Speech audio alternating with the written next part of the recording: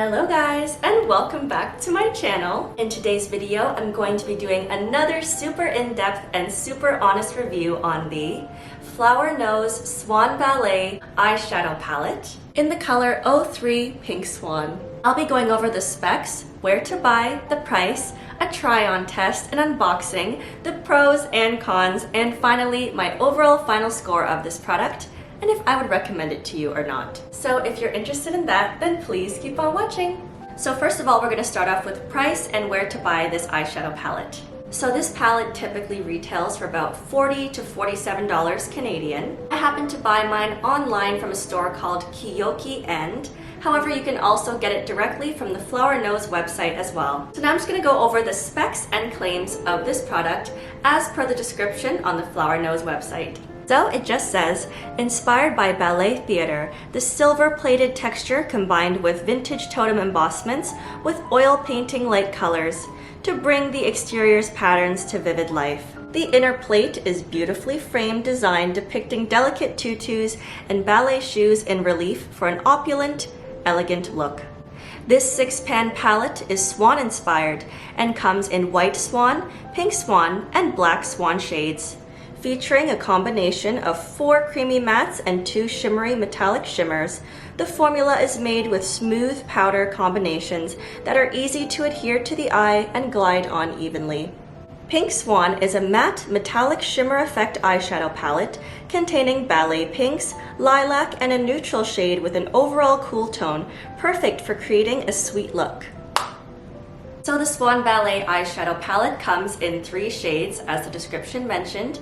Number 1 is called White Swan, which is a really nice warm-toned neutral palette. It seems really appropriate for everyday use. Honestly, that was my first choice, but it's been sold out for a while now. Palette number 2 is called Black Swan, which is a super bold and dramatic palette with cool shades of white, black, silver, and a pop of crimson red. It's giving definitely very vampire gothic kind of vibes. I definitely wouldn't say this is an everyday palette, but it is a very unique palette for sure. You don't really see palettes like this often. And finally, shade number 3, which is called Pink Swan, the pink palette, which I have right here. And I would say overall this is relatively cool toned. They're like purpley pinks. At the end of the day, I was a little bit bummed at first that 01 White Swan was sold out, but then I realized maybe it's meant to be because I actually have so many like everyday warm tone brown palettes. I don't actually have any designated completely pink, super pinky pink eyeshadow palettes. So yeah, I was like, you know what? I don't have anything like this, like purpley pink shimmers. So it's time to add this to my collection. And I think eventually when White Swan is back in stock, I'll just get it at a later date. And as for Black Swan, as much as that one is so unique and absolutely beautiful, and I love the concept, it is very, very, very cool toned, and I'm a pretty warm tone, neutrally leaning girly, so it probably wouldn't be that flattering on me. And also smoky eye is just generally really unflattering on me, I've noticed over the years. You'll see in the try-on portion of this video, if I add even a little bit of dark shadowy depth, because I have such round dark eyes, I just look like a raccoon. So I tend to avoid palettes with like pure blacks and stuff like that. But I imagine if you have a cool tone undertone to your skin, or even people with blue eyes, I imagine that palette would just make your eyes pop in the most stunning way. I'm just going to do an unboxing of this product and show you exactly how it was packaged.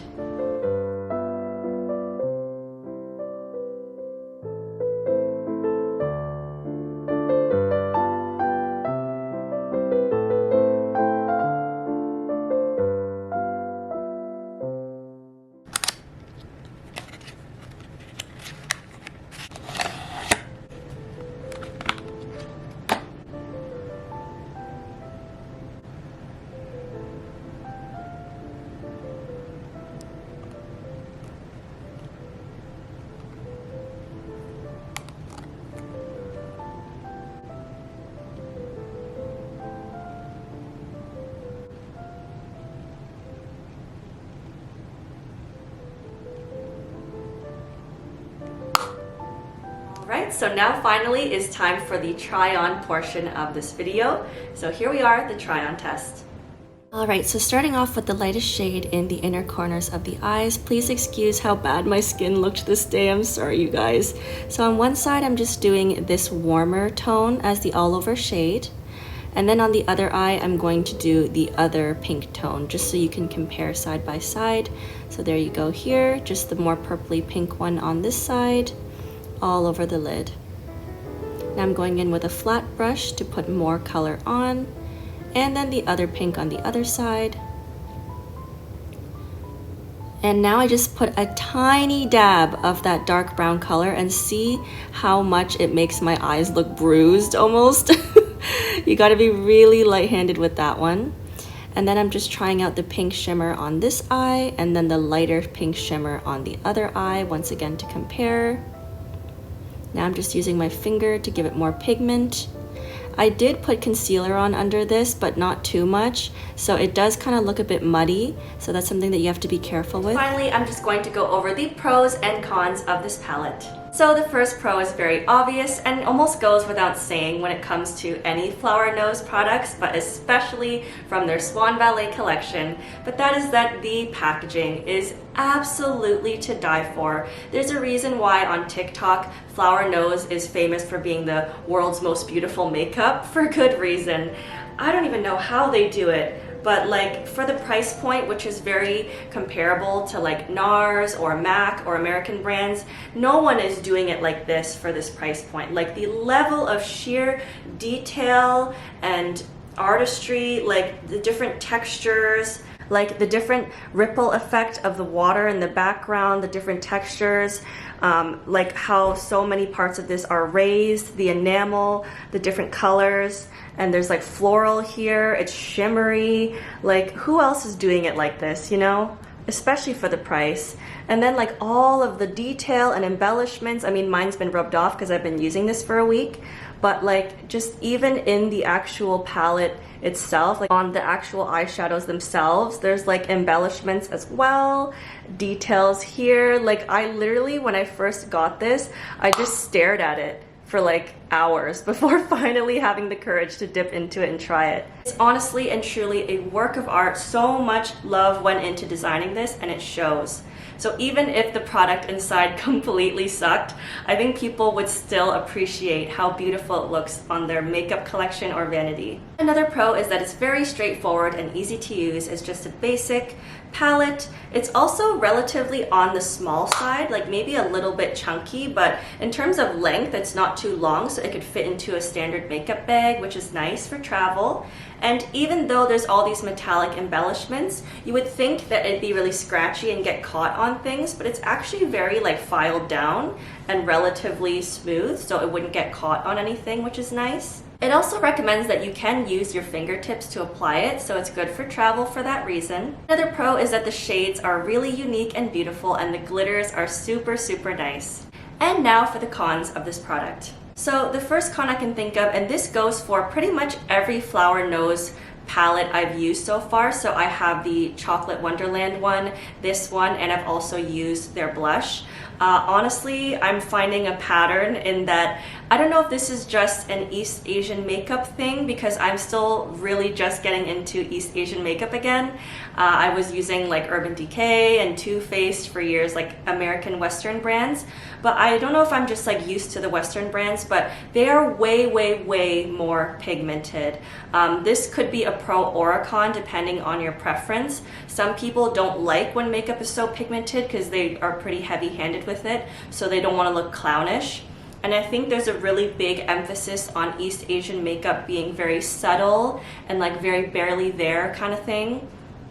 And if you're into that, then this is great, because no matter how much you cake on, it really never looks clownish or too much. But for me personally, I worry that I will hit pan very quickly on all the colors, because I'm having to like put so many layers on until it finally starts to show up, especially from far away. Like even standing this far back, I really don't think you can see much color on my lids, even though I put so much on for this video to show you. But yeah, you really can't see it that much on camera. So yeah, I also saw a TikTok once where this girl was mentioning that when it comes to East Asian makeup, so like Japanese, Korean, Chinese, It is very subtle, so she's like, you really only need 1 or 2 palettes.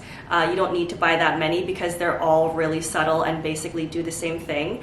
And just even going into Kyoki and like swatching similar palettes to this, I do think she has a point.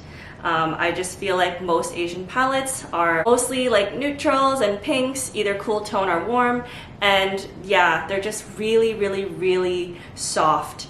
And I personally am not a huge fan of that because I just feel like you have to put so much on for it to even show up. Like there's subtle and then there's just, is this just not very high quality? Like it's just not that pigmented. I don't know, it could be a preference thing, but for me personally, this is a con. And the other con I can think of is that it just feels a little bit chalky. I felt the same way about the Swan Ballet blush that I've recommended as well, if you want to check out that video. But yeah, I just feel that the products are very chalky and not as buttery and blendable as say like some Urban Decay or Too Faced palettes that I own.